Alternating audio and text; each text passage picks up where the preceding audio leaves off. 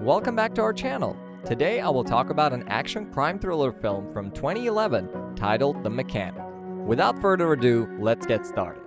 The movie begins with a wealthy guy named Jorg Lara, a suspected drug cartel leader, landing in a private hangar and being accompanied to his mansion by an armed guard. Lara gets dressed in his swimming gear and enters his own pool to go swimming. When he sees his watch at the bottom of the pool, he dives down to get it. Just then, he is grabbed and choked by an assassin named Arthur Bishop until he passes away. As the guards are busy rescuing Lara, Bishop sneaks out of the mansion and jumps from the bridge to make an easy escape. While standing in his home, Bishop talks about how his assignments of murdering people require a certain mindset because these should look like accidents. Bishop encounters Harry McKenna at home, whom Bishop views as a buddy and a role model. After discussing Bishop's work in Colombia, the two talk about Harry's son, Stephen McKenna. He recently got fired from a private security firm for beating a guy to near death. Later, while Bishop is sitting in his home after spending a night with Sarah, he learns that his next target is his best friend, Harry.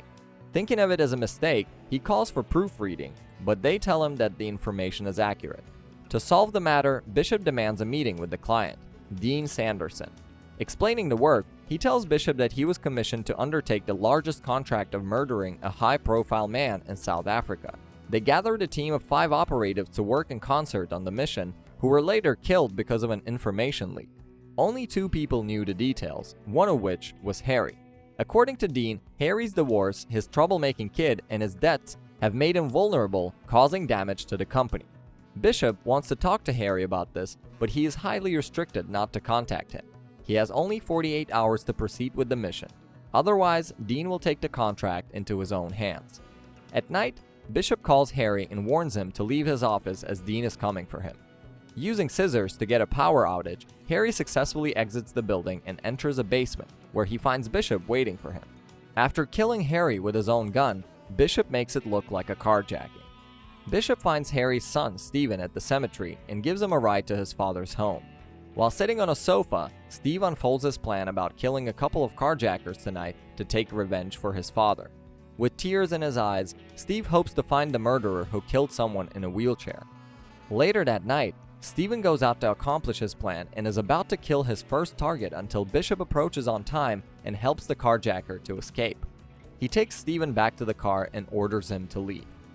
The following day, while Bishop is shopping, Stephen arrives and requests him for training to become a mechanic. According to him, his father neglected him because of Bishop, and he owes him. Bishop refuses to help him and departs. However, he has sensed Stephen's ability to become a high-end assassin and decides to train him to become one.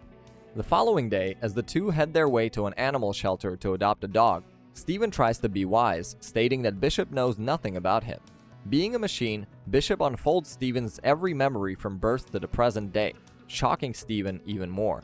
After adopting the pet, Bishop instructs Stephen to make him his best friend and play with him in a coffee shop for an hour every day for the next 3 weeks. To make him aware of the human body, he gives Stephen a guide about how people die and every possible cause of their death. On Bishop's orders, Stephen sells his father's house and buys a small cottage. Now, the time has arrived when Stephen's training is taken to the next level. Bishop takes Stephen to a place where he pretends to be a friend to a guy, but later, after finding an opportunity, he chokes him to death and makes it look like death due to autoerotic asphyxiation. At home, Stephen is told that the guy was an illegal arms dealer who sold weapons to cop killers, gangbangers, and even terrorists. Before assigning Stephen a task, he wanted him to witness how to finish a target. As Stephen has learned everything, he is told about his first target, a mechanic named Brooke from another agency. He is the same guy who visits the coffee shop every day. Stephen is also informed that Burke's only flaws are his interest in young guys and little dogs as Stephen has.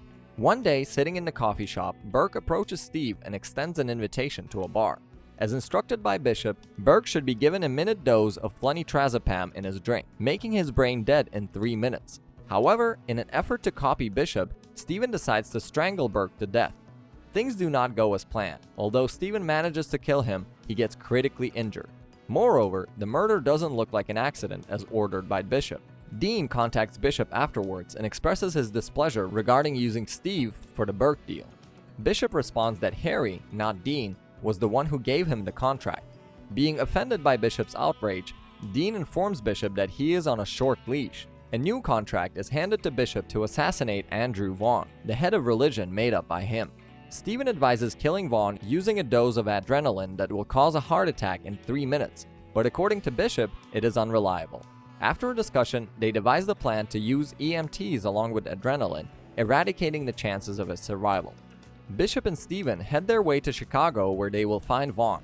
When they approach his room after a series of observations, they witness the guy getting a dose of ketamine, a drug that counteracts adrenaline. He had no way back as Dean ordered him to finish the task as early as possible. When the doctor leaves the room after injecting the drug, Bishop and Stephen enter the room and use the camera to choke Vaughn. They ultimately manage to assassinate the target, but before leaving the building area, the guards come in and witness a screw spinning out of the mirror window.